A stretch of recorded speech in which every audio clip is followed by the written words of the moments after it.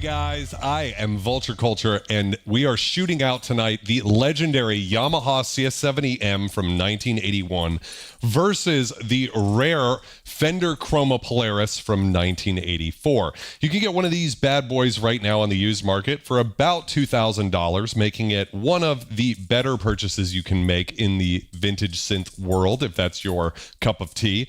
Pretty much like a similar price to what you would pay for a similarly featured instrument nowadays. And then up here, the CS70M, the cheapest one in the world right now is about $12,000 or $13,000, which is a staggering amount to pay for a synthesizer. So in tonight's live stream, we're hoping to answer the question, and it's going to be up to you guys in the poll results at the end of the live stream. We'll put a link in the timestamps below if you just want to look at that, what people think. But I want to answer the question with your guys' help. Is this synthesizer worth $10,000 more than something like a Fender Chroma Polaris or even a modern synthesizer like the Behringer Pro 800, which you can get for $400? And so we're going to start the stream off by checking out the oscillators like we usually do, discussing some of the differences there in tone, jumping over into the filter section and comparing that, and trying to get an idea about what both of these synthesizers sound like with just their raw components. And then going through some of the things that one synthesizer can do that the other one can't. And then finally coming up to a verdict of what is this synthesizer worth, is any synthesizer worth over $10,000? Or is the whole vintage synth thing kind of crazy? And I think that's up for you guys to decide. If you're watching this live stream in the future, please put your comments below. I want to hear what you guys have to think. With that, why don't we put this synth into manual mode? And I apologize for a little crackle. I have a little crackle on this fader here. I need to clean it out. And then over here on this synthesizer, I believe it is this preset. So I should have a similar sound.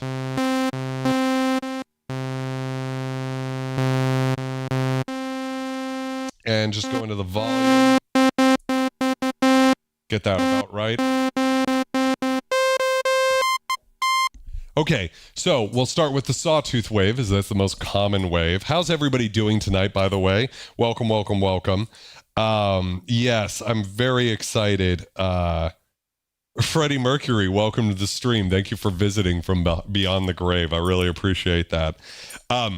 So sawtooth wave, CS70M, the Blade Runner oscillator. Same oscillators that are in the CS80, except updated with this auto-tune feature, which is a good thing. It is a blessing to be able to hit this button and quickly tune the synthesizer instead of having to open it up like you have to on the 50, 60, and 80. So here's how it sounds.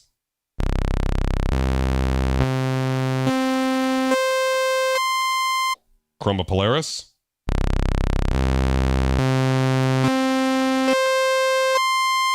On first blush, very similar. Let's check out the lowest range. This is where we will be able to pick up on interesting harmonics.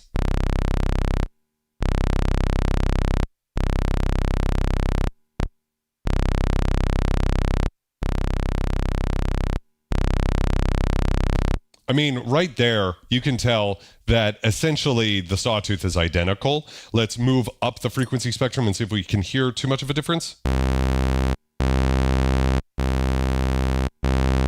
This has got to be actually the closest I think I've ever had two synthesizers be, which is wild to me because the CS70M features discrete oscillators. So they're like hand-wired oscillators in there. That's why this thing is so freaking massive. The voice cards are huge. It's the same voice cards as the CS80, essentially. Over here, a few years later, this synthesizer uses Curtis dual VCO chips in it. And so the synthesizer can be a lot smaller for that reason. And it's shocking to me. I didn't test this out before the stream. They sound really, really close.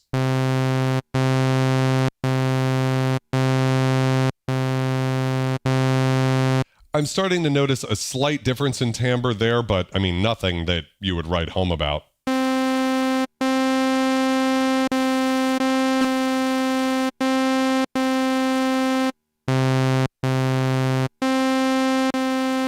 So finally in this range, I think I can hear a difference in the high end, right? Now, because of YouTube compression, it might be difficult to hear. It can sound a little noisy when you're forcing just a clean oscillator through YouTube compression. The encoding has trouble with a simple waveform like that.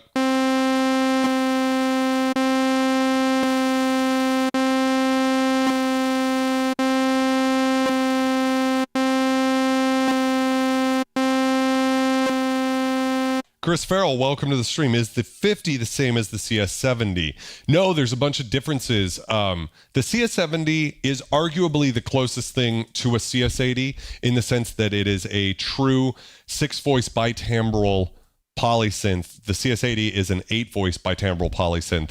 The CS50 is a, someone tell me, 6-voice polysynth that's not bitimbral. This one does sound really good in the high end. Like it's not, it doesn't pull as much weight up there. You can get a little bit more of those super high bacon sizzling frequencies. Can I get some bacon emojis in the chat?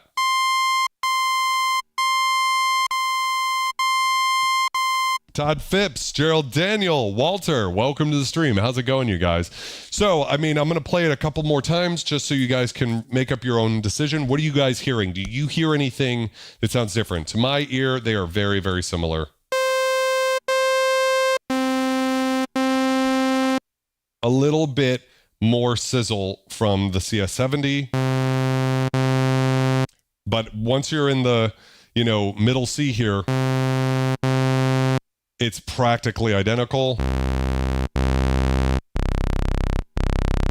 It's better than a Behringer clone, that's for sure. It's actually shocking to me because you can compare two synthesizers, we've done this before, that have the same VCOs in them, and the synths will sound different based off of gain staging and stuff like that.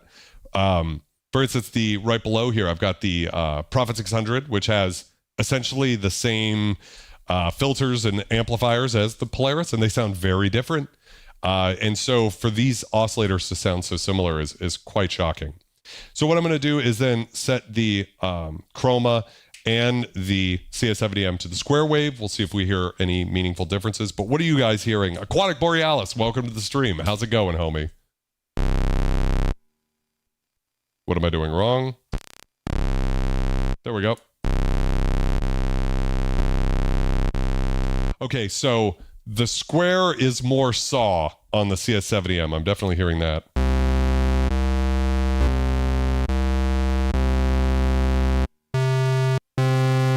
Right, you're getting some of those more nasally Pulsewidth things. I don't think I'm not doing anything to cause that. Autumn, how's it going, my friend? Welcome to the stream.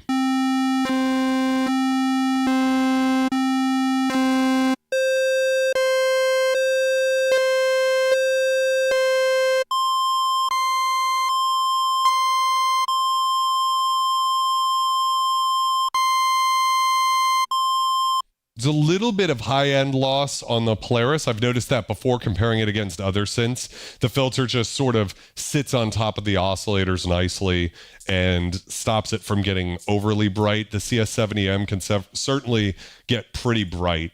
That's what Yamaha was known for and why Vangelis chose the CS80 for the Blade Runner soundtrack. So very, very similar. As far as Pulsewidth goes, we can go all the way through 0 on the Chroma Polaris. We cannot on the CS70, just from the front panel anyways.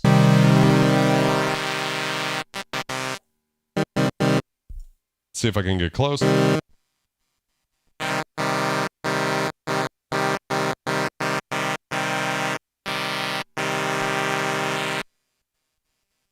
Very hard to hit that.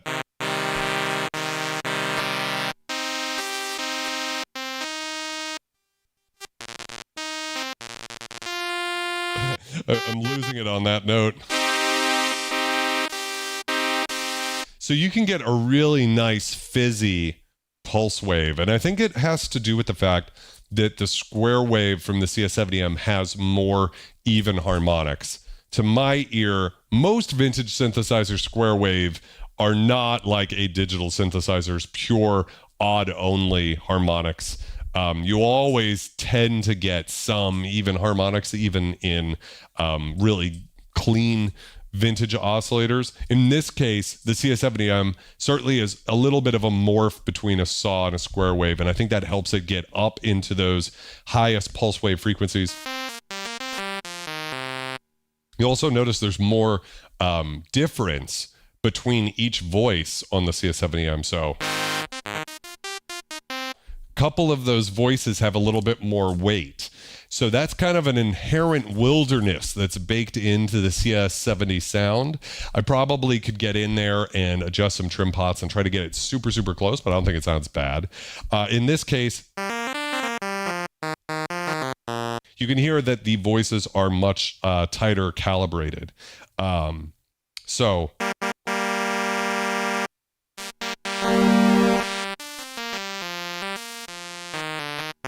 Ambient Machine, welcome to the stream. Yeah, so far, there's nothing to set either synth sound, the raw sound, apart that I would have any sort of thing to say like one is better than the other yet. I'm sure we'll probably get there. Jerome says, try pushing the Pulsewidth slider slightly up 1 or 2 notches. In this case, it is maxed out. Now, that doesn't mean that we can't get through 0 with stuff like modulation. So if I route the Pulsewidth, a sine wave to the Pulsewidth,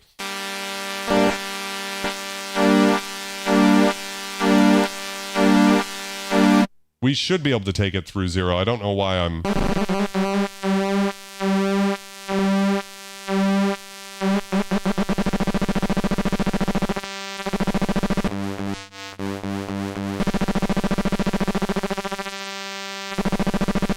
I feel like before I was actually able on this synthesizer, I could have, do I have everything set to 0?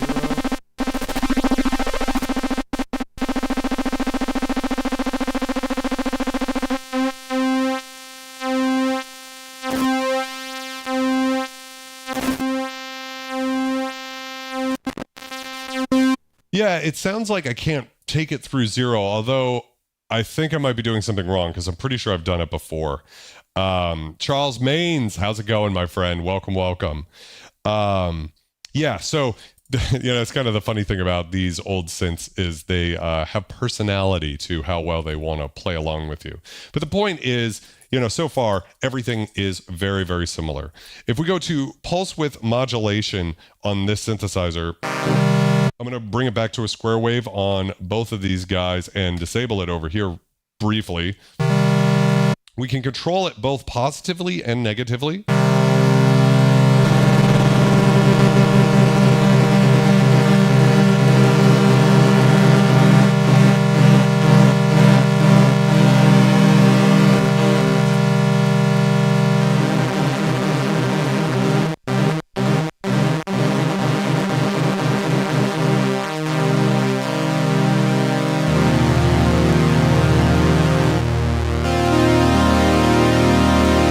If I had a little bit of release.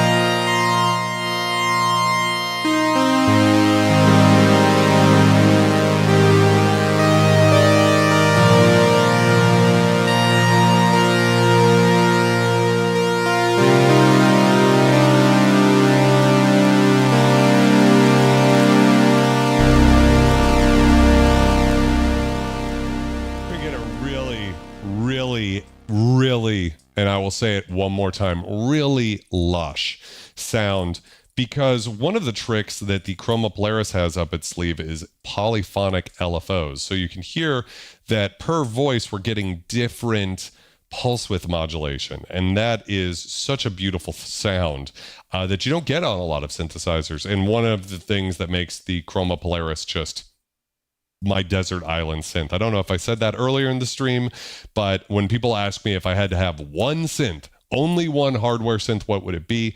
I have trouble thinking I'd ever get rid of the Chroma Polaris just because it has such a beautiful, unique sound and it has a lot of quirks, which are pros and cons, but to me, I've found that I love its quirks. So if you want to get all of the oscillators to modulate pulse and sync, you're not going to be able to do it like you can over here. So on this synthesizer, we have a lot going on that takes this synth into a whole nother world from your usual typical 80s analog synthesizer. So let's start with just like the simple version of this, which is applying Pulsewidth modulation. So that's what I did earlier. We can control just the speed and the modulation depth here. We can send it to Pulsewidth and let's add some release so it's fair. Same thing, sort of.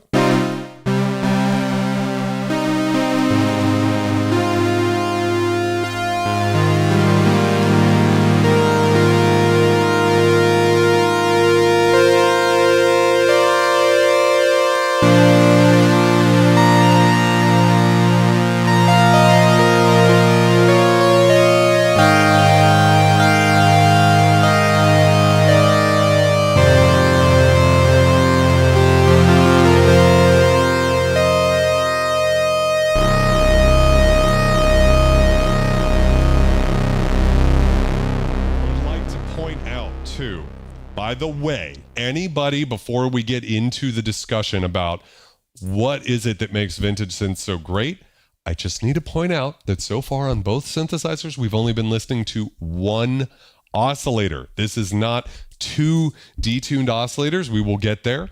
This is just one oscillator with Pulsewidth modulation on both synths.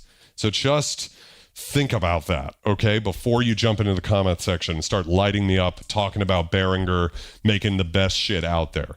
I'm happy that Behringer is making synths that are affordable.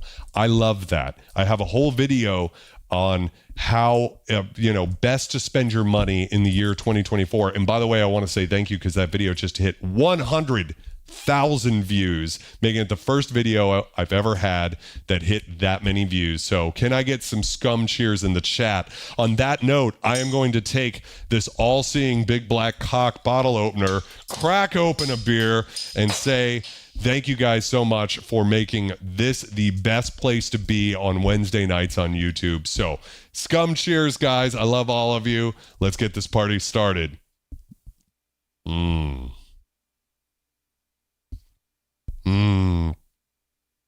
What's up, Jason? How's it going? Taryn, I didn't say hi to you earlier. How's it going, my friend? Welcome, welcome, welcome. Verona Chalogy. Is the Polaris 2 as good as Polaris 1? Yes, it is. It's technically slightly better, but I don't really think there's any major differences. Alex Ball had a video covering it, and it seems like his opinion, and I've never actually had my hands on a Chroma Polaris 2, so I'm just going to go with his opinion was there's not really much of a difference. So that would be a thing. Nick Destruct, how's it going? Welcome, welcome. Okay, so I'm not saying a modern synth can't sound this good, but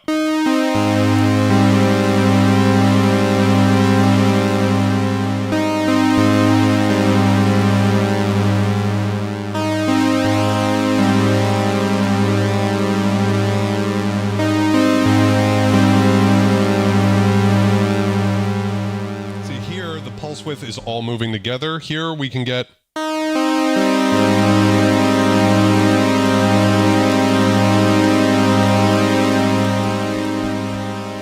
interesting movement to the sound, right?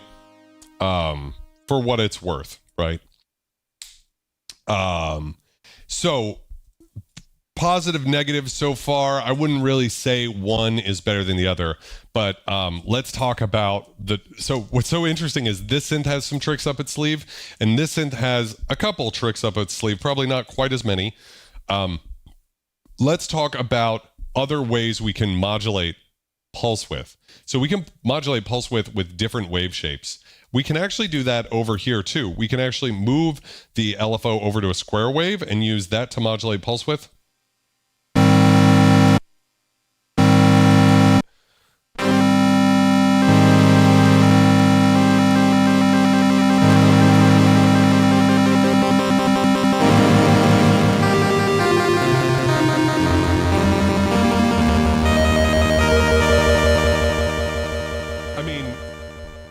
this is the thing about the Polaris, is it's just like constantly enjoyable to hear those types of sounds. We actually, let me look at this real quick. I don't believe we can modulate. We have multiple LFOs. We do have a square wave LFO over here on the CS70M. So we've got more LFOs going on the CS70M. We've got a square wave over here. However, we can't route it to Pulsewidth modulation, I believe. So over here, we don't have a choice of routing a square wave to Pulsewidth modulation, but we can route a sawtooth wave.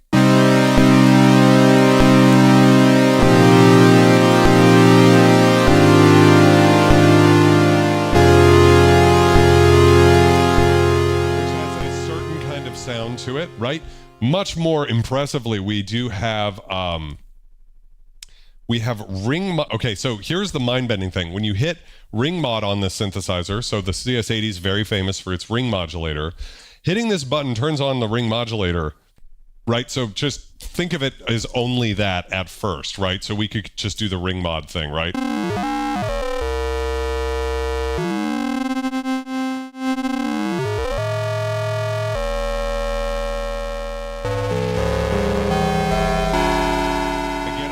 Of crazy atonal bell type stuff. And just like on the CS80, we also have an envelope for that, so we can actually modulate the rate of the ring modulator, which gives you all sorts of really beautiful sounds. So if I increase that quite a bit, we can kind of get this type of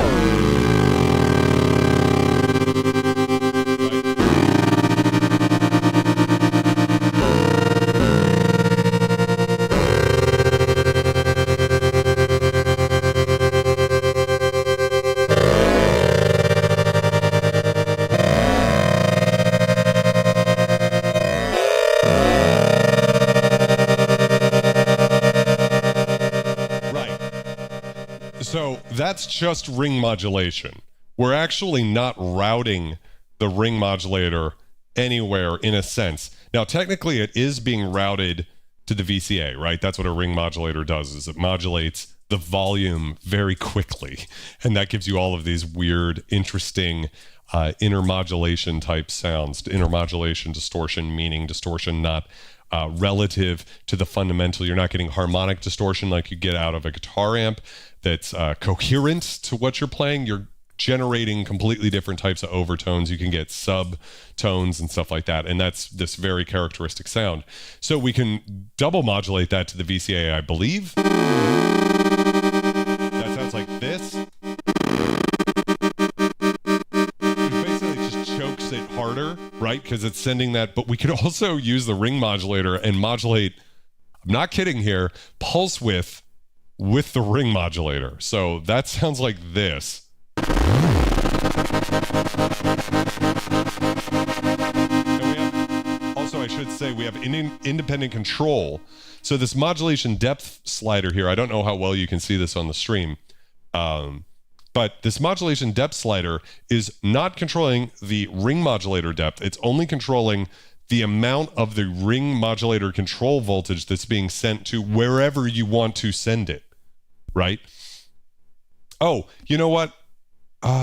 Nope, you still can't use this square wave. I was looking at this wheel button, but that is different than that. So we don't have the capacity to do the square wave thing that we have down here.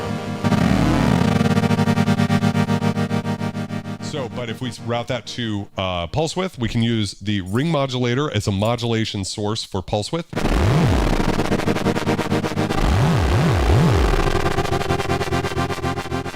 Talk about a wild sound, right?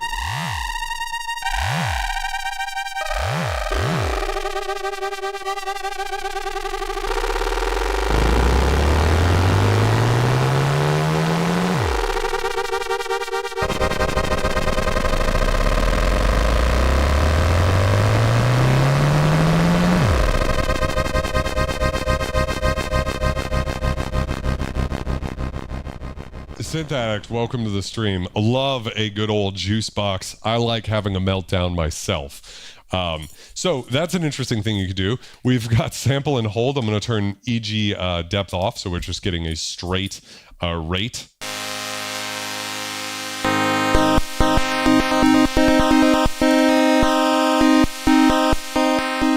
So again, we might associate sample and hold this type of sound with a filter, right? That's usually how you would modulate a filter with sample and hold. That would be the usual thing. Crank up the resonance and you get a similar sound to this. But right now we're actually just using sample and hold to modulate the pulse width, which is super interesting.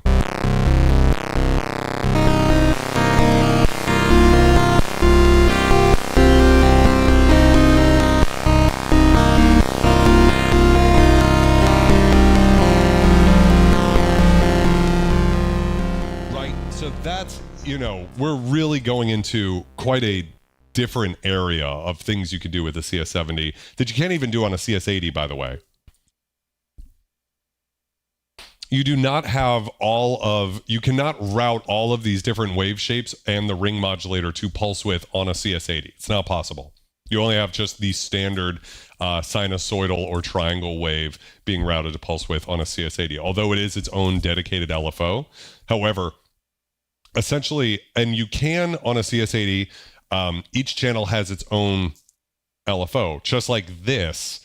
So this whole time we're listening to one oscillator, but I would like to remind you that on the CS80, this is one voice you're looking at, but there's two at all times, and we can edit each of them independently. But to keep this from getting too mind-bending, we won't do that at the moment. One more thing, it would be a shame if I didn't touch on this. There's also Glide Plus and Glide Negative. Those are like ramp generators from the Oberheim Matrix series, if you're familiar with those. So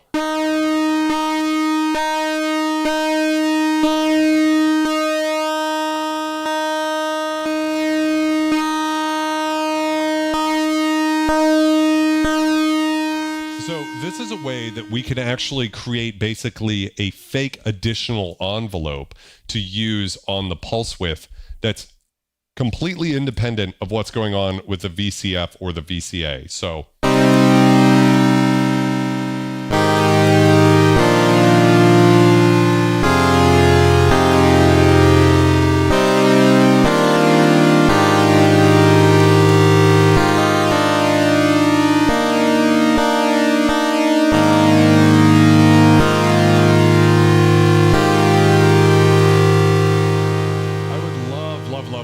love to check out the Rachel ring modulation. I think it's Euro rack mountable. I could be wrong about that, but basically the extension onto Deckard's Dream, which is Black Corporation's recreation of the CS80. But I mean, what an incredibly evocative sound we're able to get from the CS80. And again, I'm confining myself to only talking about pulse width modulation here. We do have Glide Negative, which will do just the opposite, I believe. In this direction, we're getting a better grab or a little bit better bite on it, which is cool.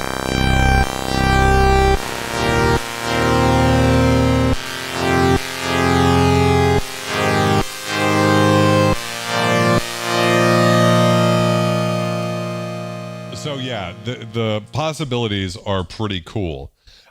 Let's jump back over to our friend, the Chroma Polaris. Just as a reminder, we're listening to one voice, right? One voice. Oh, one more thing while I'm over here, real quick. So pulse width modulation, just simple. We can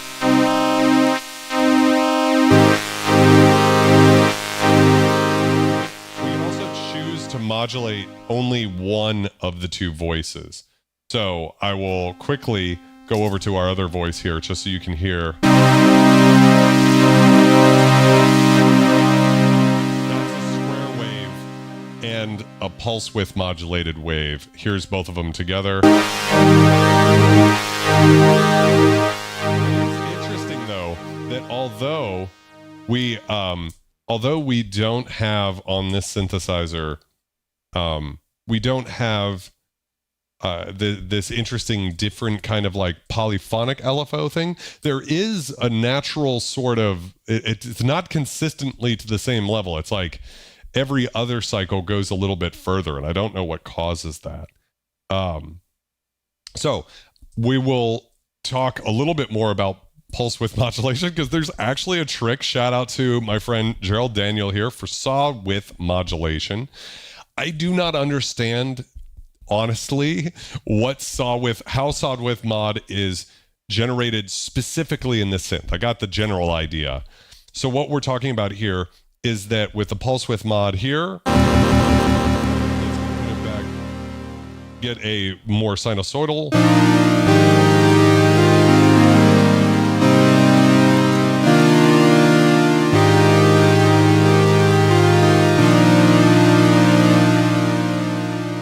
Beautiful pulse width type of sound, right?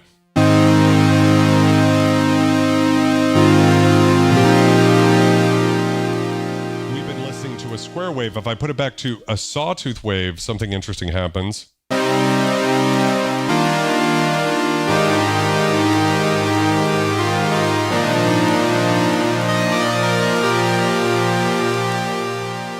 So what we're getting is sawtooth width mod, right? So we're getting something akin to pulse width modulation, creating movement in the oscillator sound, but it's a sawtooth, which you almost never see. The only other synthesizer I can think of that does something like this, well, I can think of two. There's the AX60 and the Alpha Juno, but the Alpha Juno does it very well, but it's a very different type of sound. For instance, I don't think going down here, it doesn't really sound like a Hoover. So the way it's implemented in Alpha Juno is very different. Honestly, I prefer the sound of it here. It just sounds very musical. It has something to do with like the sum and difference from the square wave. It's also possible to do it on the AX60, but there you really hear that it's more or less like a trick of bringing in the sum and difference of the square wave onto the sawtooth wave in addition, and it just doesn't really sound realistic. It sounds okay on the sawtooth triangle wave on the AX60. Otherwise, I would just use regular pulse width. Sadly, it's not the best example of that. Gingy, welcome to the stream. How's it going? We are going deep tonight. I know for some people this might be like nerding out too hard, but I know some other people out there really are appreciative of the fact that we're going to go real deep so that you guys can decide how to spend your money. That's always the goal of this channel, is to make good decisions with your money and find instruments that inspire you. To me, that's very beautiful. But like a thinner type of pulse width modulation.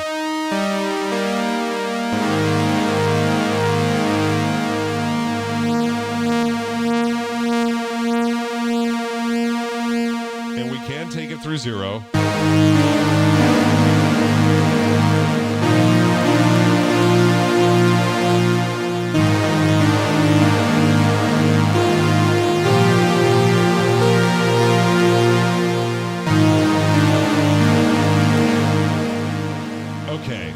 So that's something the Chroma Polaris can do that sounds absolutely gorgeous that the CS70M can't.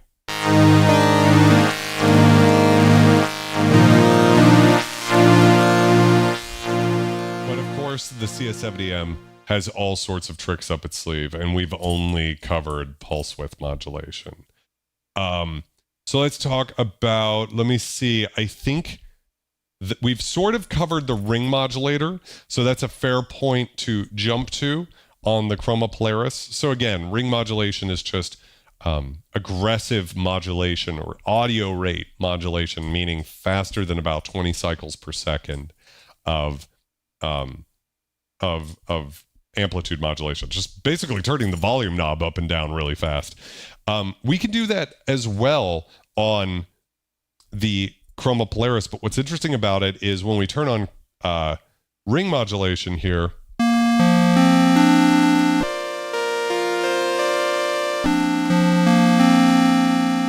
right now it's not that interesting, but we can do stuff, we can do all sorts of interesting things as far as it goes, especially once we start changing the pitch here, especially if you pick a weird pitch.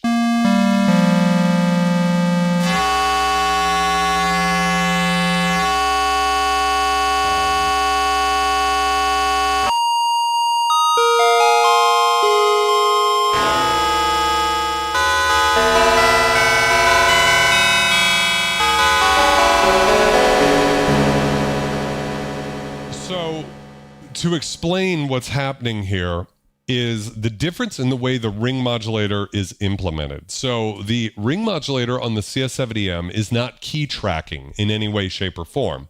Key tracking, you might be familiar with it from filters, right? And so that's the idea, is that as you move up the keyboard, the filter opens up and becomes brighter and brighter. The same thing can happen with a ring modulator. In this case, I'm having the ring modulator, the ring modulator is controlled by the relationship between oscillator 1 and 2. And so that's how we can get all sorts of interesting sounds, these clangorous type sounds. If I change the tram position again,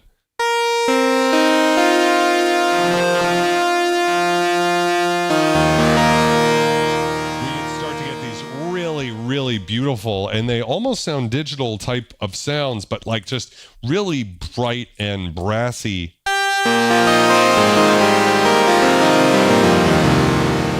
Really brings you in to the flavor of this instrument's legacy, which is the ARP Odyssey. I had an ARP Odyssey in the studio for one day, a vintage one, Mark III, and that also has a ring modulator, and it has this sort of super bright character.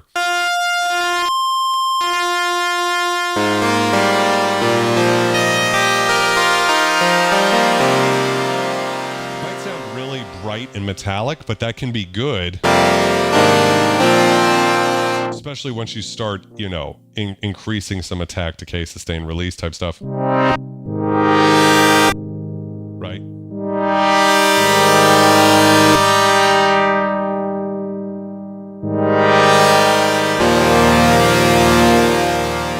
start to sound really, really fat, you know?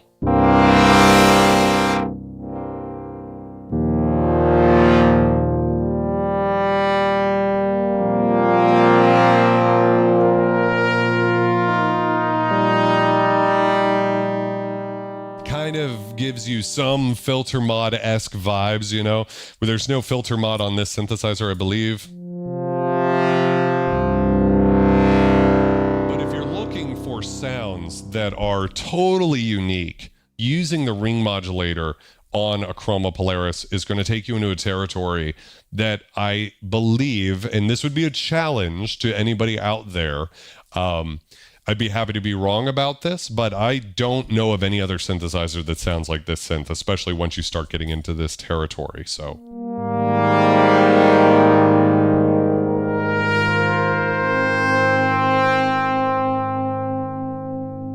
just gorgeous.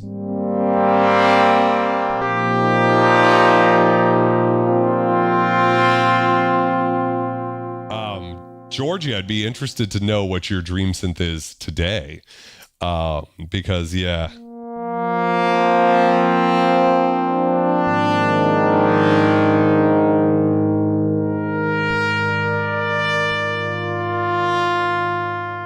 Right. So that's a thing. By the way, I'm going to jump back. I'm going to turn the ring modulator off and retranspose this, so that's all you have to do is hit the button, hit the key, and you're back in tune. Should be. We can actually modulate the Pulsewidth by the envelope instead of the LFO. So let's see how that sounds. I went too far.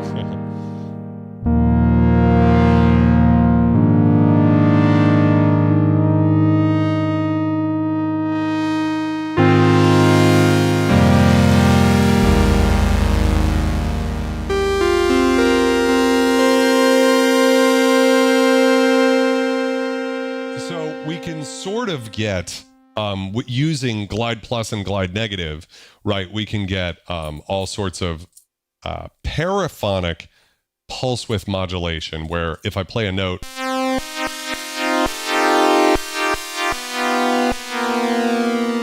of the notes are going to have the same Pulsewidth modulation. Over here on the Chroma Polaris, we can actually get true polyphonic Pulsewidth control using the envelope. And so if I'm not using the envelope depth here, you can hear it with just the filter wide open.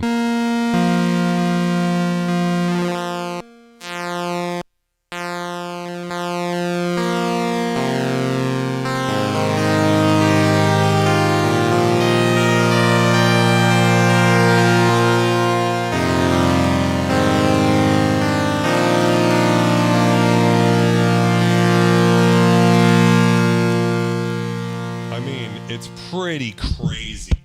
Just wild. Microphone is running away from me.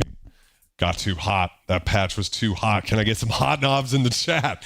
Yeah, it's just wildly. A JD800. Happen to have one right there. It's a very cool synth. Love the Rompler sound. Thoughtforms is a great YouTube channel if you like Rompler music. He's kind of like me, except better, and focuses on more like 90s ambient drum and bass, Rompler-y type stuff, Wavestation-y, JD800, Triton-y type music, and I'm a big fan of his channel. I would love to check out the SK30 from Yamaha, which looks almost like this. Like if you were to look at the two synthesizers, it would be very easy to confuse the two and be like, wait a second, am I looking at a CS70M? But no, you're looking at an SK30, and it's got a monophonic synthesizer section, which I assume is pretty much like one voice of this synth, maybe a little less complicated, but a string and organ side to it as well. And I believe, might be thinking of the SK50, but I've always wanted to know, now that I have a 70M, like how many people do you know who have a 70M? Does the SK30 basically get you 95% of the way there for a synth that's much cheaper, much more similar in price to something like a Chroma Polaris? Again, this synthesizer costs $10,000 more than a Chroma Polaris. So just keep that in mind with everything. You know, does this sound better? I mean, to me, so far, this is got more versatility, but does it sound better? No, I think the Chroma Polaris sounds awesome. And it can do things that the 70M can't. So anyways, let us continue. And finally, loop back around. And, you got the infamous red glue issue, Synthetic. That is the worst. So I hope you're able to repair that. That is, definitely get that repaired as soon as possible, hopefully by a technician. Adapt, Manipulate, welcome. How's it going, my friend? So we've sort of covered Pulsewidth modulation in great detail. So why don't we just turn that off and we'll go back to sawtooth waves for now. Interesting thing. So we can actually have both the sawtooth and the square wave on in the CS70M.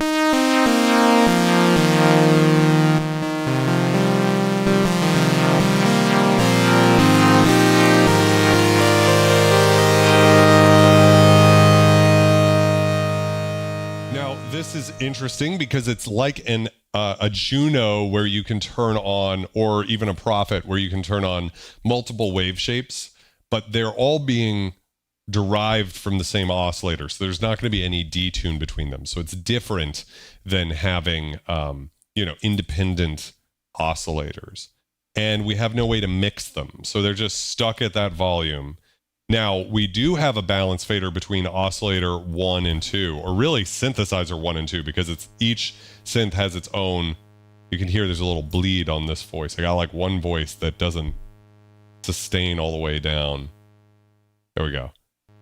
Sometimes it gets a little funky on me.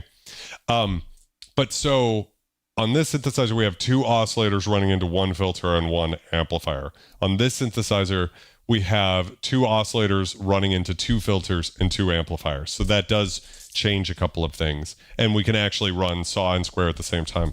Over here, we don't have a way of controlling which oscillator we're listening to. We don't have a way of mixing it. The only way to really do it is actually to use Pulsewidth. So this whole time when we've been listening to one oscillator, right, what we've actually been listening to is oscillator 2's Pulsewidth, just all the way up.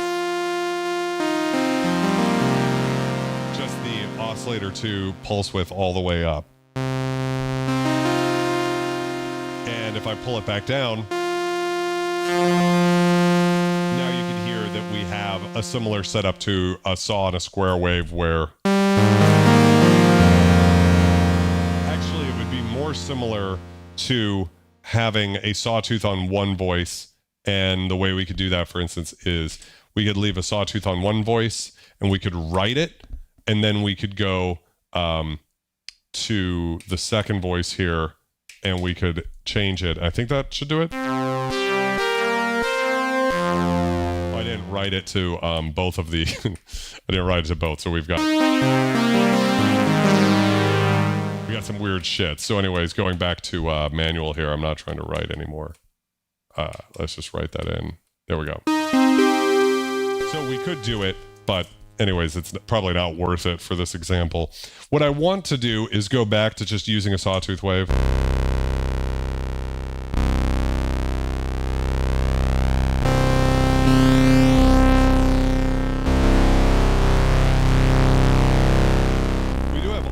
Sync too, I should mention that. So again, we could just sync these two oscillators.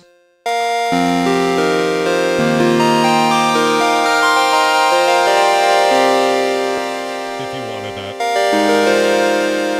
type of sound, that is there for you. We can look into how we can modulate that. I don't know if we do have, I think over here we do have ways to, yeah, we have an Oscillator 2 envelope, so we can sweep the hard sync. I've done a whole stream on the Chroma Polaris, so if you're like really obsessed with hard sync, I would just say go check that out.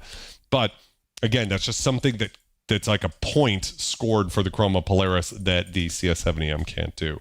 I'm not aware that any CS synth has hard sync, although correct me if I'm wrong. Yeah, no vintage not back then. So yeah. Yeah, Jumping Man says the SK30 magic is in combining all the sections. I would love to check that out. Gerald says, recently I experienced the 82 Rhodes Chroma was the first saw with Moss synth. That's awesome. I would love to check out a Rhodes Chroma at some point. So anyways, we got a sawtooth wave.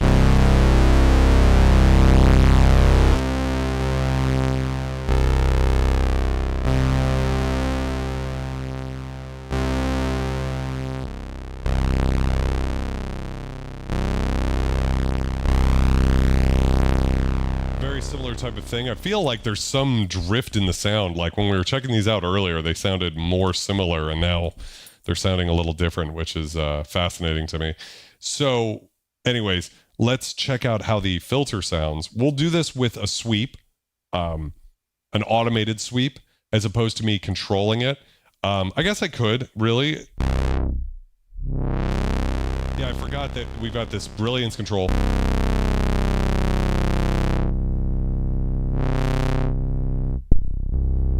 Doesn't seem to go all the way down. There we go.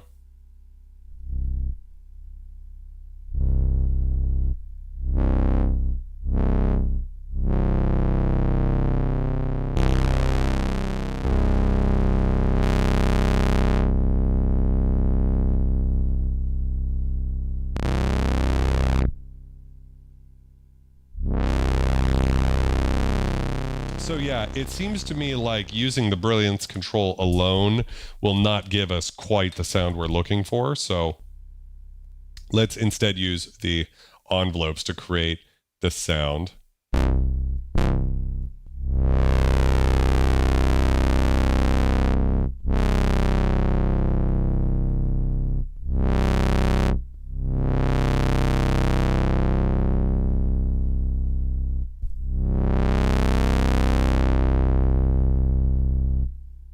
Right, and we will just turn the release down. And then jumping over here, we'll use the envelope depth, attack decay.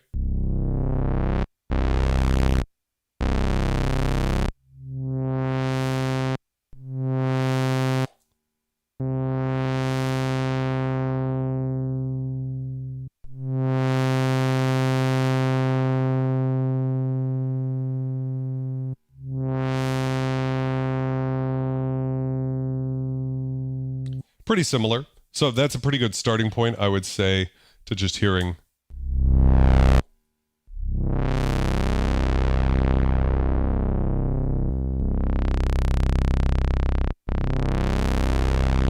Definitely getting more kind of ruffle, just more detune in there. Let me see if I have any detune. There shouldn't be any. I think that's just the sound of the synth. Crystal Love, welcome. Mike Ahern, welcome. How's it going, you guys? Yeah. Slow start. The Chroma is like 2K, and the CS70M, the cheapest one I could find, was above $12,000. So it's pretty wild. Let's check it out with 25% resonance and see how it sounds. I'm going to endeavor not to speak in between the filter sweeps because, as we all know, that is like our brain, our short-term memory is not very good. You've got like 10 to 30 seconds. And if I speak in between, your brain immediately forgets. It's almost like having like a palate cleanser between trying to compare two glasses of wine, for instance, or something like that. So in this case, I'm going to shut up.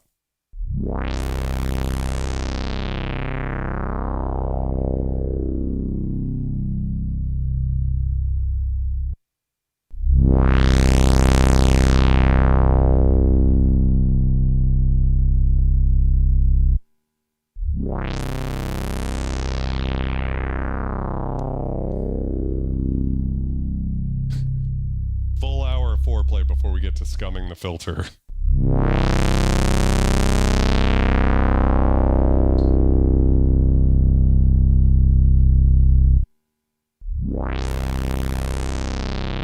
So immediately, guys, I would ask you, what are you hearing, right?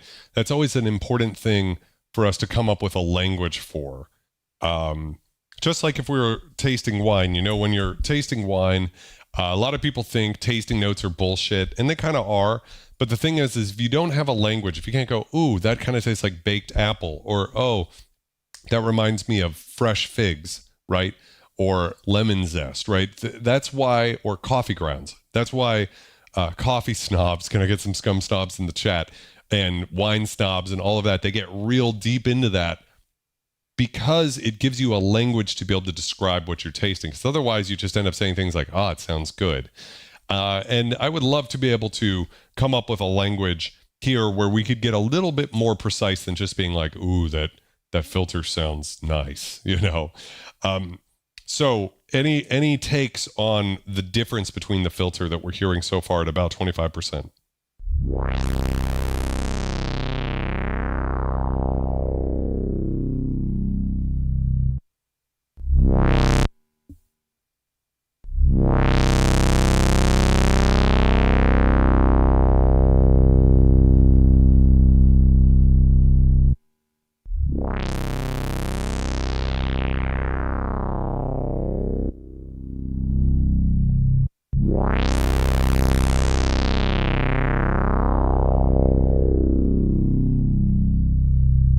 Yeah, so we could add that sine wave in synthetic.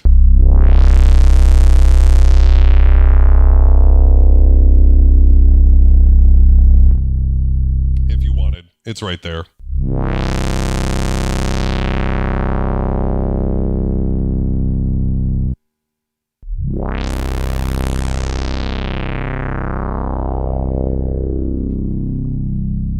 So the first thing I'm hearing when we're just talking about the amount of resonance is immediately the CS70M is not pushing as much resonance. We're getting a little more low end out of the CS70. The Curtis chip, the 3372, I believe, which is the same one used in the Oberheim Matrix 12, another very expensive synthesizer, is cutting a little bit more of the low end out, and it has much more of a pronounced, one might say, ice picky character to it. I don't think it sounds ice picky at all. I think it sounds gorgeous.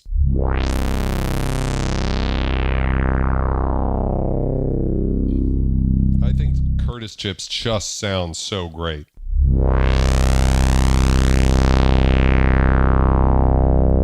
So taking it up to about 50%, truthfully, I'm actually closer to like 35% here too. So I would just take it all the way to 50. That looks like 50 to me. And compare it at 50.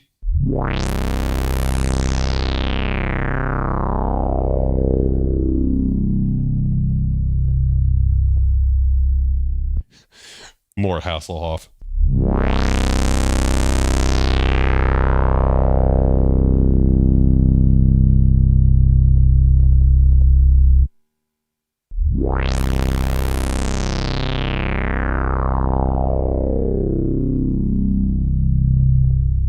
Yeah, despite their reputation of being cold sounding, I mean, really, so many synthesizers, Prophet 5 Rev 3, Jupiter 6, and then, of course, all of the Oberheims, except for the OBX, all of the polyphonic ones were SEM-based. So that's the OBXA, the OB8, the Matrix 12, and then, of course, OBX8 has both the SEM and the Curtis chips in it.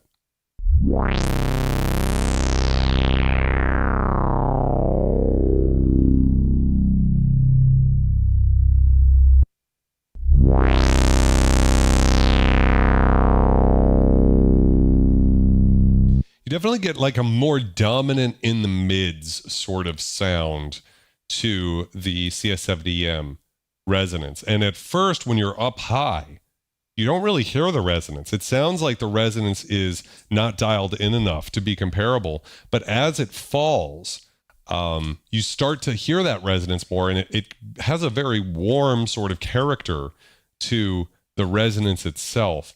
The Chroma Polaris has a much brighter, more precise, very vowely, chirpy, I often call it, because it has that little flutter to it that I love. It's that Oberheim-y thing.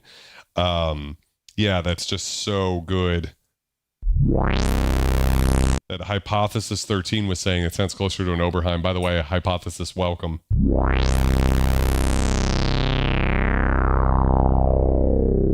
You better spit on that thing, 40 Thieves.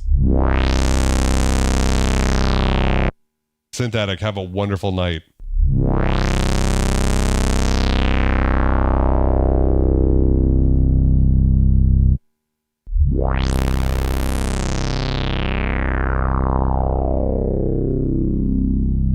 Now, the way I've had it explained to me via some research online is that the width of the resonance, so the Q of the resonance on the CS synths gets narrower above something like 2K or so.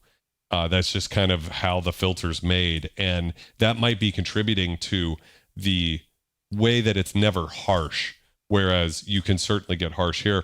We're going to go up to 75% on both of them and just kind of see where we're at.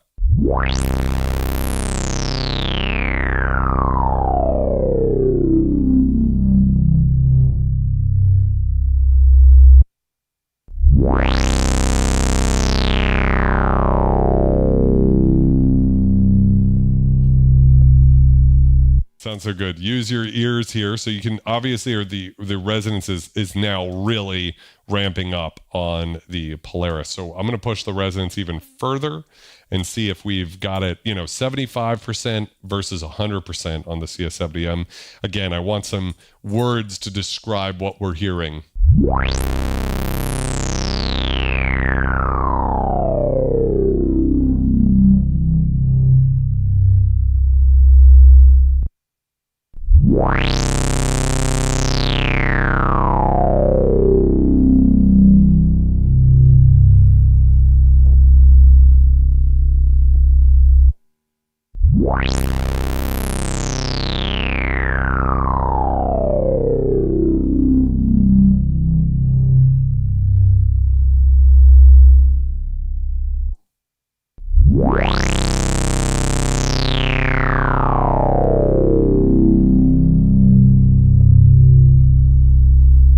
If that doesn't scream that like Oberheim OBX type sound, I mean, that's what you're getting when you buy one of these monster synths from the early 80s or late 70s. The fact that this is, discrete as opposed to filter chips, there is something to it, right?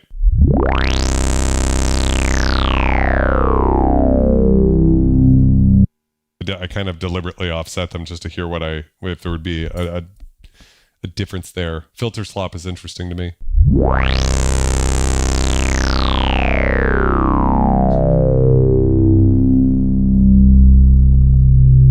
That time I played them at the same time, but they were still spaced apart.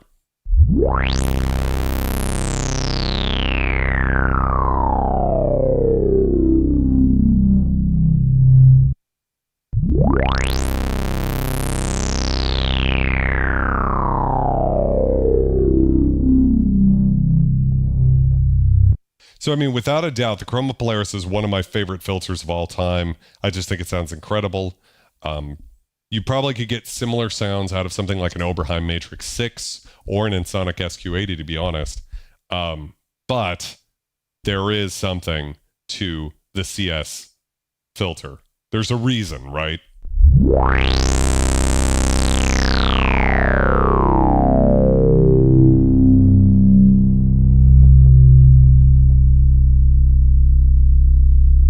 Traversing after hitting that toad venom.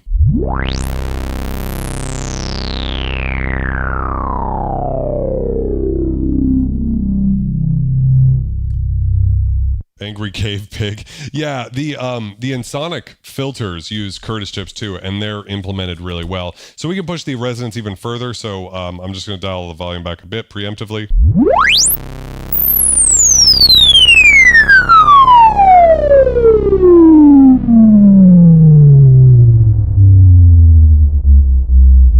So that's a huge difference here. And the Chroma Polaris can go fully self-oscillating, and the CS70M can't at all. There's no way to do it, and that's, you know, just what it is. That's...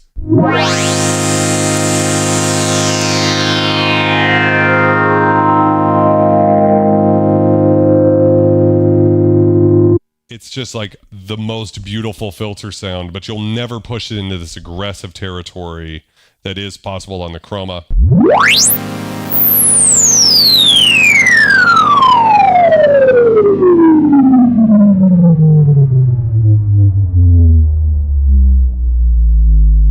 I can't really hard pan them from where I'm at right now, and I could go fuck with it, but that's something I do want to do in the future, though, Dub, is to be able to, yeah, my cat didn't like that one, to be able to do some like hard panning stuff too, so that you can kind of get a better, I don't know, like psychoacoustic grab on it. I want to just highlight something here real quick, though. If I leave the resonance up and I'm going to turn envelope depth all the way off.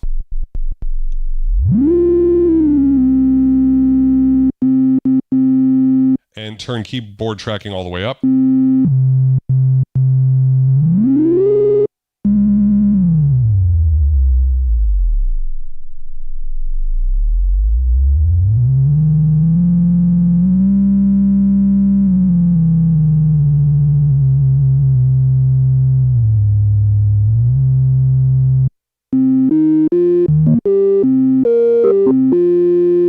And then, of course, what I can do is just turn that oscillator off entirely, right? So now we're just hearing the filter.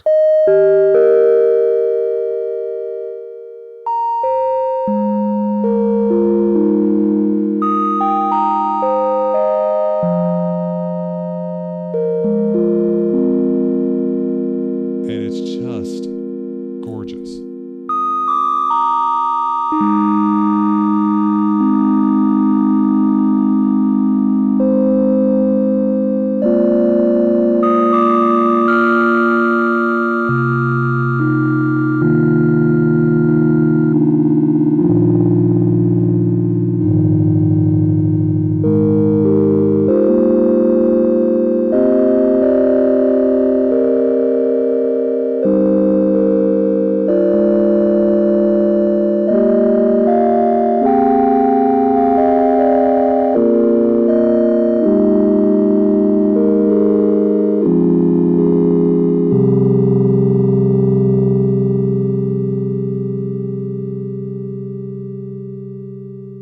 So that's a thing you can do. That's not possible on the CS70M. On the other hand, what we can do is kind of what Synthetic was saying earlier. We can just basically turn off these oscillators, right? And we're not hearing anything, but we can turn on the sine wave.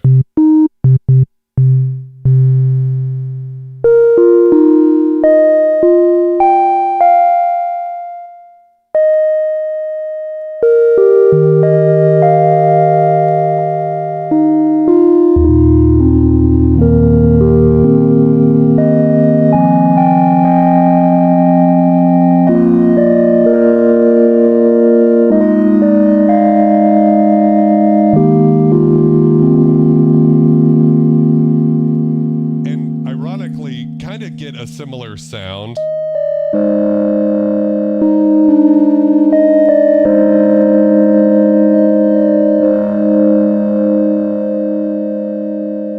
Autumn, have a wonderful night. Yeah, so we can actually kind of take it into that similar territory, right? So it's definitely one of those things where it's an interesting kind of difference there worth talking about. So we've covered the filter, I think, pretty well. Let's see.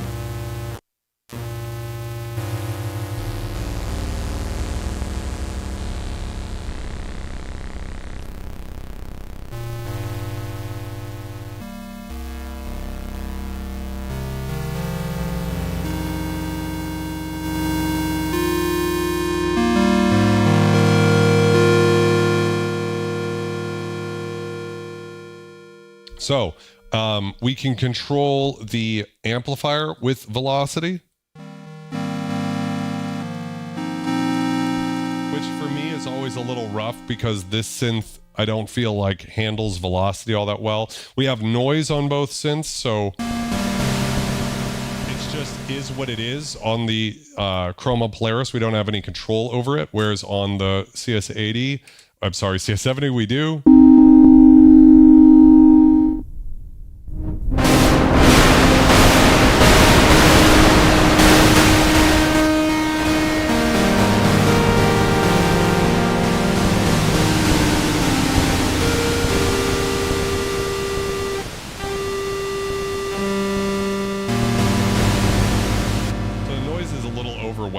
Whereas you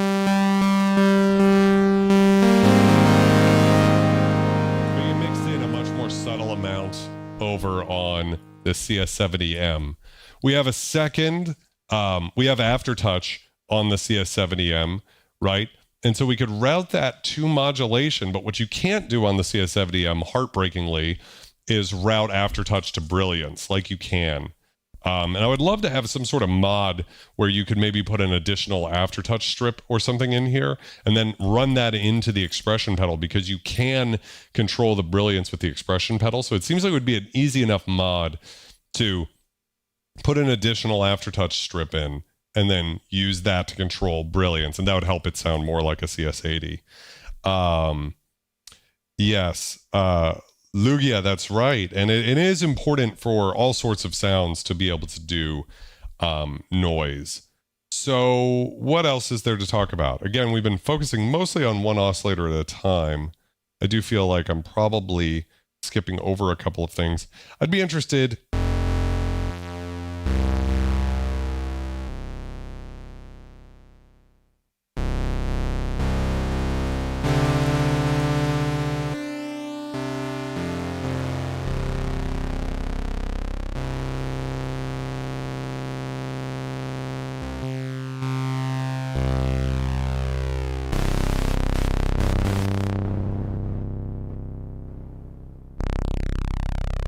There we go. So I've got two oscillators now, just sawtooths, right? And now we're going to do the same thing over here. Turning the noise down. So let's just try to get the volume about right.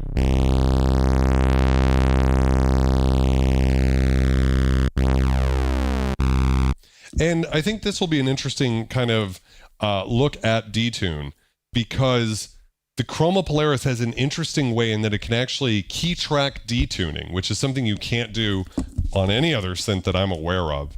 And so that's what we'll just get into how that sounds, I suppose. What do you guys think? Yeah, we'll play a chord. Play it up high, maybe. I have a little detune. From the example before, I wanted to have a little bit in. This is not savable, so the detune amount is always hot. Can I get some hot knobs in the chat?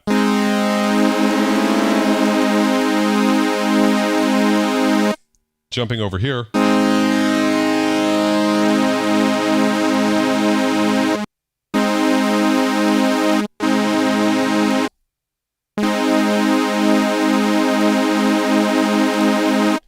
So one of the things that's kind of apparent. Yeah, they're both voltage controlled oscillators, so they're both going to have that natural movement and detuning to the sound, right?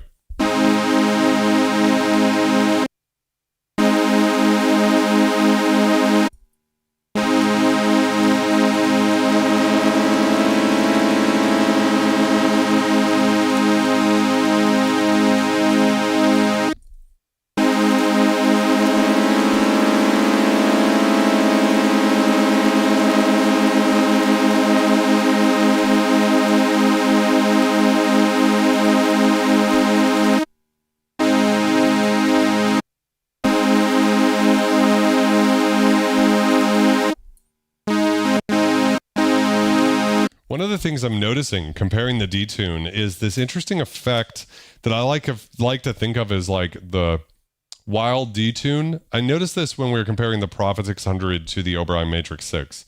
Very similar synthesizers, sound almost identical. Biggest difference you can really say about them in favor of the Prophet 600 is that it has VCOs.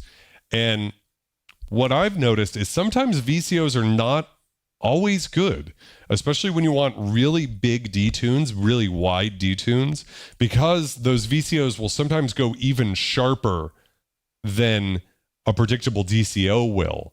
You sometimes can't, for the same amount of beating or rate of beating between the oscillators, meaning the phase cancellation that's giving it that warble, right? For that same rate of beating, it'll sound slightly more seasick sometimes on a VCO synth. I think I'm hearing that with the CS70M, that I'm getting a little bit more seasick.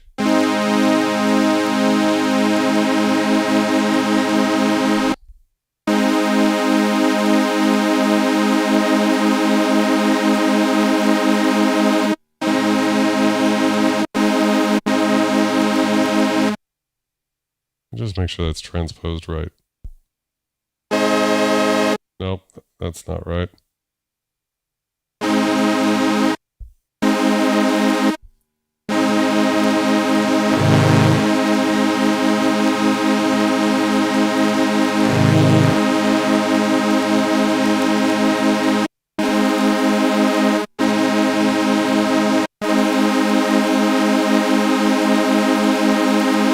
Yes, the SK series were Yamaha's string machine line of synthesizers.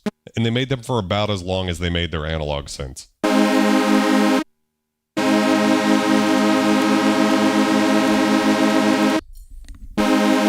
I think I might take it back. It might be that the Chroma Polaris is going a little sharp.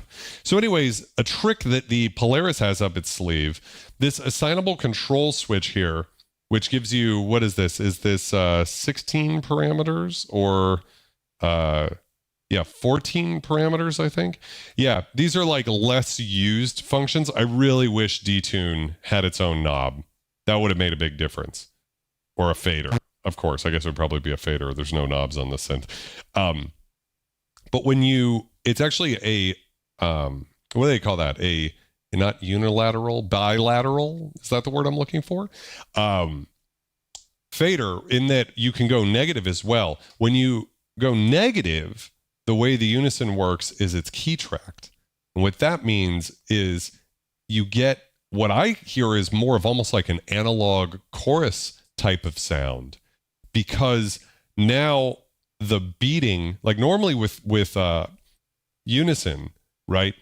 If you have the rate of the beating or the phasing of the oscillator detune will be halved every octave as you go down. So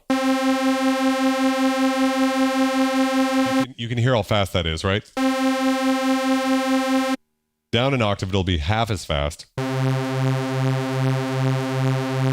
Down an octave, it'll be a quarter as fast as the first note. And so on.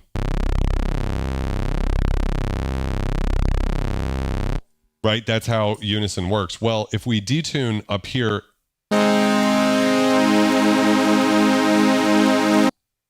now, this is our rate of detune on this octave, on that octave, on that octave, on every octave. So when you play chords with this type of detune,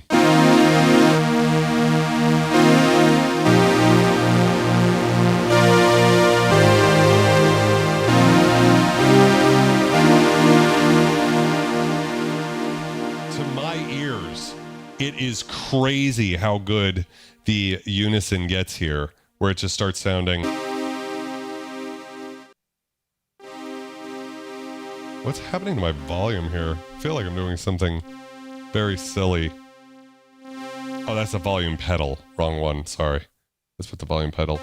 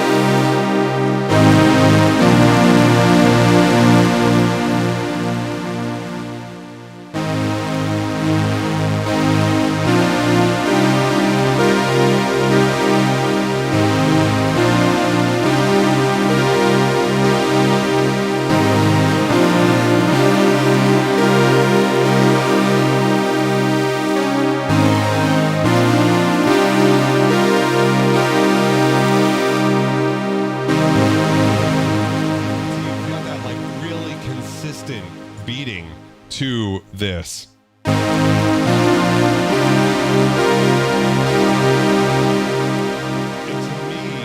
to me, the lushness is unparalleled in any other synthesizer that I'm aware of.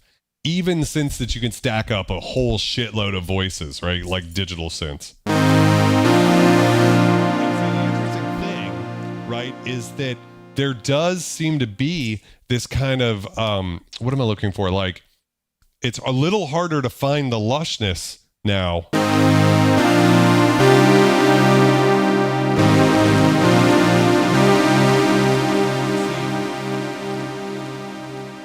The lushness, it's like the detune is further, but it's not seasick, right? And what I mean by seasick is when you take it too far, right? Where it's just like way too... seasick. I think it's something I picked up from the guy who does Valhalla. What's his name? Why am I blanking on his name? Really incredible human being. To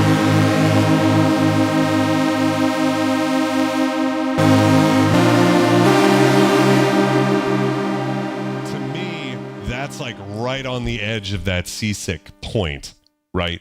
Where if you're not careful, that's kind of there where it's, if you put that in a track on its own, it sounds okay, but if you put it in the track, it might just be too much. If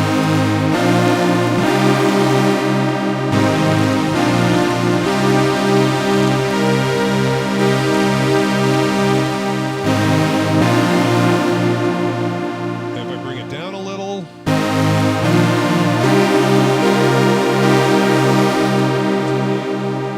that's pretty fucking close. But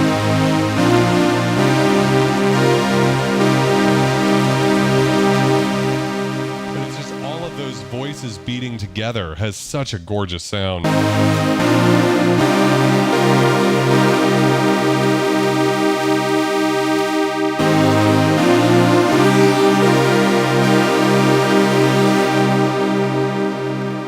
One thing I will say about the 70M though is that we get one voice that hangs too long, but we also get different kind of, like, you can tell that sometimes when you trigger a voice, you get one that's like pretty in tune, and then sometimes you get one that's like bang on tune with the oscillator detune, and it sounds really interesting because it's not as wide, and then you get one that's more out of tune, so there's a little bit more wilderness to it. It's very predictable on the Polaris.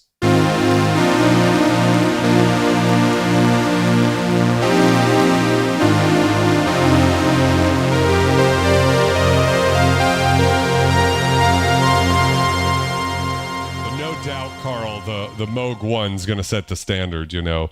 There was, I mean, the Moog 1 definitely takes its heritage from the memory Moog. But I was watching oh, I'm blanking on his channel name, but really great channel, came out with a video 2 months ago looking at the memory moog, and just like the fact that like when you would hit the keys, like sometimes you get like, it's not velocity, just like weird notes, like weird modulations and stuff. And they're like, yeah, that's just kind of how a memory moog was. So the Moog 1's certainly supposed to be the really like finishing off the idea of what they were doing with the memory moog, because they kind of went out of business before the memory moog was like finished, unfortunately. Okay, so we've covered the oscillators. I think we've covered them pretty well. Again, if you want to get into the hard sync stuff, I've done a video on that. We've covered the filter, we've covered noise. Envelopes, we have 2 on each. There are some differences. I don't think they're that relevant. So on the, for instance, we have these Timex 5 buttons on the CS70M. So what we could do is like have insanely long attack and release times by hitting this. So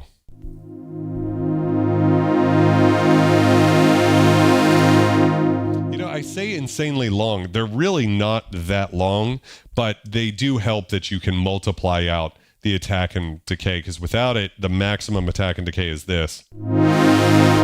It's pretty like good for fast brassy type. If you want that sort of sound, but then the Timex 5. But I have a feeling that if we were to increase the envelope depth here and increase these all the way, we probably could get a slower one.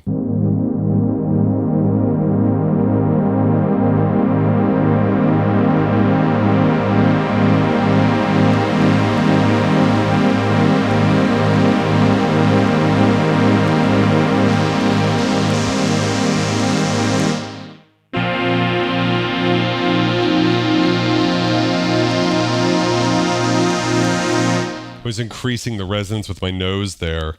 Yes. Yes, so you've got the slop mode on the Rev 2. That's also a very good way to sort of emulate the vintage thing. And it's different on different synths. My Quai SX240, really expensive vintage synthesizer, that one's like bang on. Everything just triggers really mathematically. Korg Poly 6 right here off camera, just right off camera. It's very like vintage mode all the time, which is part of why I love that synth. So we have a 5-stage envelope here for the filter and a 3-stage for the volume envelope. So we can actually get more complex shapes out of the filter, but less complex shapes out of the volume envelope. We can create sustain by just putting the decay all the way up, or the sustain decay all the way up on either of them. So it's sort of how they fake that.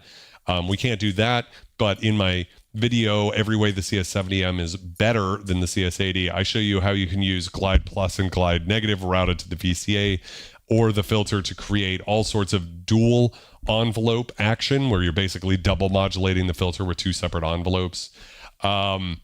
Let's just try to cover the last stuff here that's important. I mean, there's a sequencer on both of them. They're both pretty easy to use. This is a bitimbral synth. You can have 2 patches split. I don't think you can layer them, but you might be able to. I could be wrong about that. I should have looked that up before the stream. What else do we have? We have vibrato delay.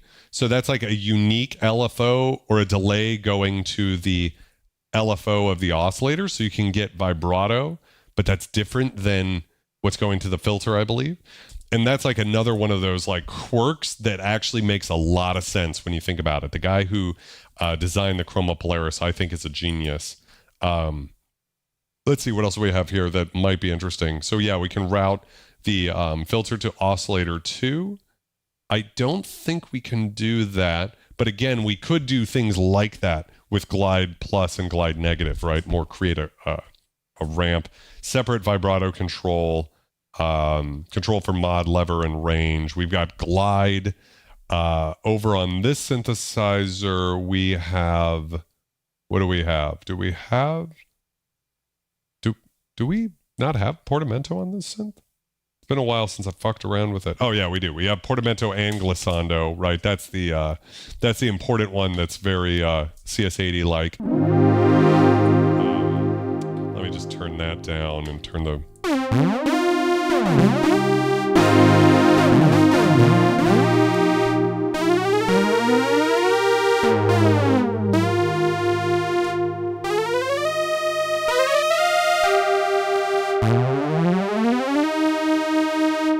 it's actually like stepping through those notes, right? Which is interesting. SX240 can do that as well. Yeah.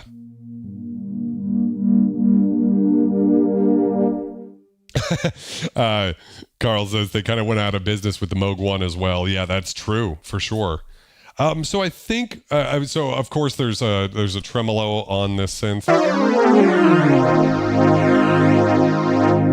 It sounds gorgeous. We also have an ensemble if you want more of those like string synth effects, right? So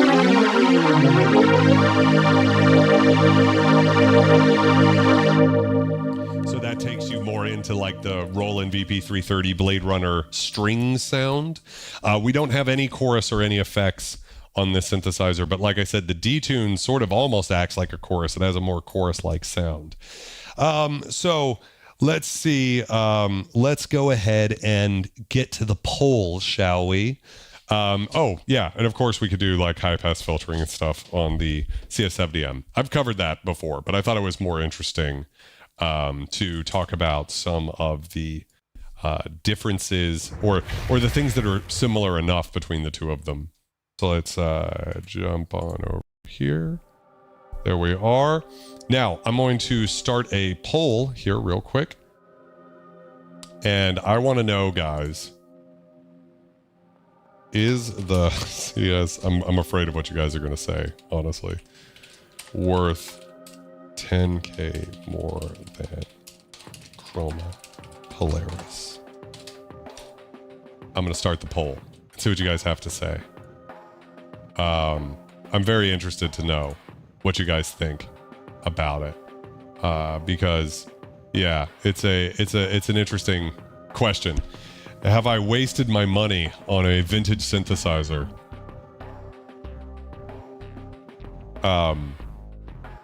And you know, Dubstation Zero brings up the point about Behringer. Is there any point? I might do that as a separate poll. Like, is there any point even buying vintage synthesizers when there's so many cheap synthesizers out there? Let's see how this poll's going. The results are not looking good. They're not looking good for me. I mean, I in some way this stream is exalting what an incredible synthesizer the Chroma Polaris is. And that if you're like yearning, like I was, for the Blade Runner synth, right? And CS70M is not, it's not the Blade Runner synth. There are some differences. To me, it doesn't always sound like a CS80. Sometimes it's in its own thing, but there's certain sounds the CS80 can do that are more like mellow and beautiful. And that's not really what the 70M is about. The 70M is brash and aggressive. So I'm going to give you guys a couple more moments, although it looks like you've made up your minds. I think I'm going to let, like I said, a couple more moments. I'm going to end this one. And then I want to ask about vintage synths versus modern synths. So I will spoil this, and 100% of people making this the first time I've ever done a poll at the end of my live stream where it's like 100%. I usually ask, which synth would you prefer? Something. Is the 70M worth $10,000 more than the Chroma Polaris? 100% of the people who voted said no. So now I want to ask, considering cheaper modern options, are vintage, let's see, vintage synths like the Polaris worth it? We'll start this poll. Pliskin says, imagine having both. It is a treat to have both. I am the most privileged person on the planet to be able to have both of them in the studio, as well as a treasure trove of other synths. It's a small museum in here. And for me, it's just with gratitude that I get to shepherd these synths for a time, and then they will move on to somebody else I know. And I'm just enjoying them while I have them. I think that that's a very cool thing. Gingy says, you know, I love that CS70M, but that Chroma Polaris is a piece of affordable magic. Yeah, for like $2,000, right? So more expensive than the Oberheim TO, right? More expensive, certainly, than a Behringer Pro 800. But when you consider it's vintage, it's not that expensive. They're pretty rare.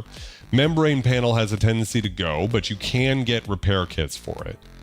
I think the Chroma Polaris is retained its title for me as my desert island hardware synth. Like, if I could still use software and I could only have one synthesizer, it would be a vintage analog poly synth. And I've shifted away from what I used to say is the Poly 6. Now I say the Chroma Polaris, just because I think it's just one of the best sounding synthesizers ever. I was shocked at how similar the Oscillator sounded to the CS70M, almost horrifyingly. So let's see. How much is a Polaris? It's about $2,000. CS70M is about $12,000, which is a pretty steep price difference. Angel Spit says, yes, the CS70 is worth it. Adapt Manipulate says they're both gorgeous. I think the CS sounds better. Hard to compare though, but just can't justify a $10,000 synth. So many amazing synths out there for far less. Yeah, and I also would like to say that, like, okay, you could get a 5-voice synthesizer like a Take 5 or a TO in the price range, analog synth with effects and stuff, for $1,500. So 2,000's like not way out of that target market, right? You know, but once you're spending $12,000 on a vintage analog legend synth, virtually any synth you could dream of that is available today is within your reach. A Moog 1 is within your reach, if they still sell them, that is. Well, I mean, they're not. I mean, there's probably a few left. Now would be your time to buy them. Of course, they're going to be on the used market, and that's cool. Can't access the poll. That's horrible. I don't know why that is. What drum machine would go with the Chroma on the island? I only have one drum machine, which is the Quai R53, not E. And of course, that would be the one. I use it in all of my demos. I just think it sounds amazing. I just think it's great. But yeah. Oh, here we go. This is the video, right? Let me see. Yes, the Sound Pedro live stream. So if you guys haven't checked it out yet, Dubstation Zero, the homie, did a live performance at Sound Pedro, and it is just gorgeous. A gorgeous set, and really proves that modular synthesis is not just for bleeps and bloops and noise, but a gorgeous set. So really worth checking out this video. We checked it out on a members only stream. I want to do some more members only streams coming up. I'm thinking on Monday nights. I will give you guys more notice about that. Members of this channel get access to videos that other people don't. Not many, I think a couple. But we did a live stream this week that was members only, and it was fun checking out tracks that people have made where they've sampled my reviews or my live streams, because there's so much of my voice speaking. So Hans Volt did one, King Cog did one where they sampled my voice, and they were both hilarious and frankly fucking gnarly. Like, both of them were really great. Let's see. Nick Destruct says, it's not worth more in my opinion, but I think I'd take it over the Polaris. But with the new Polybrute or Udo, I don't know. Yeah, I mean, the Polybrute 12 and the, what's the other one? The Super Gemini, right? Both of those are the closest thing I can think of to vintage analog synths that aren't like recreations. I mean, I think the Oberheim OBX8 is an awesome muscle car synth too, but when I see the Polybrute 12, I'm like, this is a modern vintage synth, or a modern, I mean, of course, I should say modern classic synth, but I hope you know what I mean by that. And on that note too, I will be, I actually bought my first non-vintage synthesizer since my first synth I bought, which was the Prologue. Sold that a while ago. Went all vintage, right? I've bought my first non-vintage synthesizer. It's on the way. That's going to be real interesting. So of course, members only are going to be finding out about that too. But yeah, hopefully I will be doing some live streams making music on this channel, because I feel like that's kind of a part that's missing from the channel. However, I don't think that type of stuff like does that well on YouTube. I've done it before, where I've done like, here's how I, like when I did the track Ashes of Stars with Miss FD, I had a camera on the whole time. I spent hours and hours and hours editing that. And I think like a lot of the videos still have like 180 views or so, you know? So yeah, it's, that's a thing. So, Taryn Gray says, if you're spending that much, it makes sense to choose something versatile like the Synthex. Yeah, I agree. The CS70M is versatile, but not quite versatile enough. Oh, take a look at the Baloran River. Yeah, I do need to check that out for Reed, if I'm saying that correctly. I'm sorry. Listen to Uncle Carl. It's worth over 12K. Yeah, I got very lucky to get the CS70M when I did. I'll send you a link, Carl, to the sample pack there. Dubstation says, I gas for the third wave. Yeah, the third wave's another muscle car. Again, what I like about the Super Gemini and the Polybrute 12 is that they are not recreations, right? Now, of course, the third wave is much more than a recreation. You know, even the fact that the filters in it have like that bass compensation. I say it all the time. That is a feature that every synthesizer should have. Yes, Aquatic. Everything is analog. It's got a ladder filter per voice and a, what is it, a Steiner Parker filter per voice? Something like that. It's all analog. Super Gemini, of course, is a hybrid, but also a very awesome muscle car synth. Clutch and the Pearls, a modern synth. It's incoming. So very, yeah. Also, the Op6 makes me go, yeah. So the thing about Op6, I don't know. It's an interesting synth. When I saw Bo Beats video on the Op6 SE, it's a $2,000 digital synth that you can get for $600 and that you can get as a plugin for $200 or $100 when it goes on sale every year. So it's just hard to be like that. In that sense, it's hard to justify the value. But on the other hand, when I was watching him play with it, I was like, this is just like a really great hands-on DX7. That's what Op6 is. It's a DX7 that has subtractive synthesis as well, and probably the best layout for FM synthesis of all time. I know people will say like the Mega FM's another one that people like a lot, but especially for 6-op, right? So, yep, third wave added samples, which that substantially increases what you can do with it. I mean, now you're like into LA synthesis D50 territory. Yeah, very cool. Modal 008 is real muscle. Would love to get my hands on a Modal 008 one day, but there's not one for sale. I was looking the other day. Yeah. I don't know, Georgie. I don't know why people dislike it. I think that's a shame. Nick Destruct says I got the Voca FM2 for like $100 used. I always recommend that synth in my best synths to buy every year because it's like wild to me that you can get a DX7 Mark II in a little package like that for $100. So yeah. Yes, I am going to be doing a remix very soon. And I was actually, I didn't want to bring it up on the live stream, Carl, because I just felt like I should talk to you about it first, but I was actually thinking that that would be fucking awesome to do as the members only live stream, is actually the process of how I make the remix. So that'll be something that I could do. I know some people are tweaky about that. I've done it. I've asked a couple of the other artists I've worked with, and sometimes they're like, look, it's like my voice is kind of naked on this track. Like, you know, it's one thing when you have all the effects and all of that. So, yeah. The Mantis. Yeah, the stream opened up with Paul talking about the Mantis. Pliskett, thank you for becoming a member. I really appreciate it.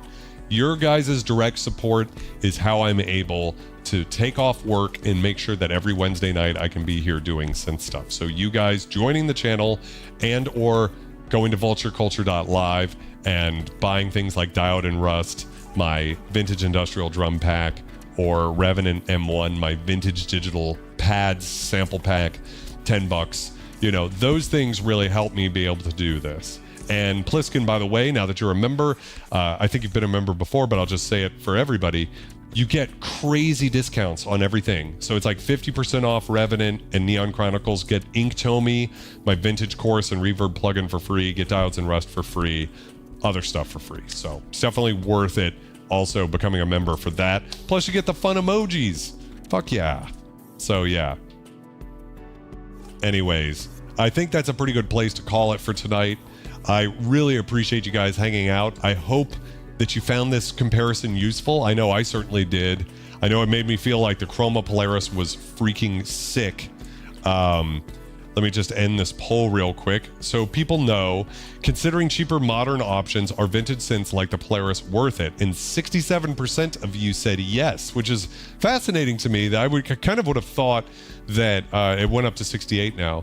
Kind of would have thought that more people would be, who watch this channel, would be more into buying vintage synths. But on the other hand, I know there's some people who watch this channel, and I've said it before, just because I'm into vintage synths doesn't mean I think it's the way to go, right? Like if you're thinking of buying one synth, you probably get a lot more mileage out of a modern synth, right? Because it's like, that's good. You could buy a synth and that could be your whole world. You know, synths like Iridium or Hydrasynth or Mini Freak or even, you know, something like Tio. They have effects. They have like, that could be your whole life is on this one synth. Whereas when you're buying vintage, it's like you got to buy different synths for different sounds. I mean, what you could do is what I did for a while, which is just use software. And then when you wanted the warm analog thing, you could turn on the synth, you know, but, yeah, I had a great one tonight. Spiritual Anarchist, I'm sorry. Well, at least it's going to be up for you to check out. It was a fun one. Behringer UBXA is pretty incredible for the money, $1,200. Being 16 voice all VCO machine with poly pressure for less than $80 a voice is pretty impressive. Yeah. So yeah, I mean, I think I will do that remix as a live stream then. I think that would be a lot of fun. So with that, I think that's a perfect place to call it for the night. Continue to be excellent, guys, and I will see you in the next video.